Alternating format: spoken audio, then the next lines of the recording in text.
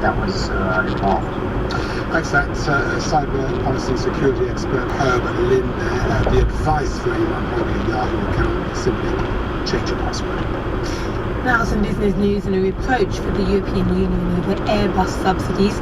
And in Brazil, the former finance minister has been freed after being arrested earlier in connection with the Petrobras corruption scandal. Well, Andrew Wood of our business desk is on the line from Hong Kong. And if we can start with Airbus, Andrew, who is, giving the European Union a rap over the knuckles, and why? It's the World Trade Organization. Airbus and its rival Boeing have been throwing accusations at each other for well over a decade now, as each alleging that the other is benefiting from unfair subsidies from their governments through all sorts of things. Now, the World Trade Organization was asked by Boeing to look into what the European Union had been doing to help Airbus.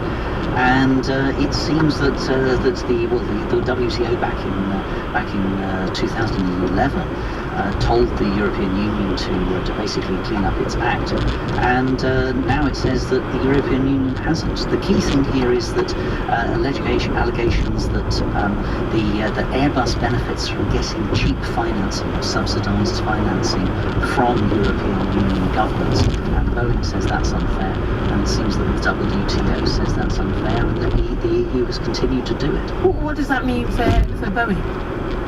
Well, it means that Boeing, in theory, could start suing Airbus over this. For some figures have been thrown around up to $10 billion. The problem is, though, for Boeing is, remember I was saying earlier that Airbus and Boeing are the world's two biggest producers of aircraft, of airliners.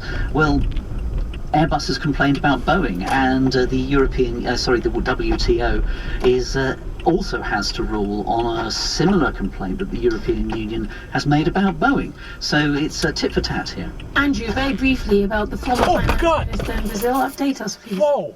Yeah, this is Guido Mantega. He was arrested on Thursday in connection with the Petrobras bribery scandal, which has rocked the political establishment in Brazil, and even the former president has been is alleged to have been involved in this. He's been released because his wife is ill, so that's the reason why. Okay, Andrew, thank you.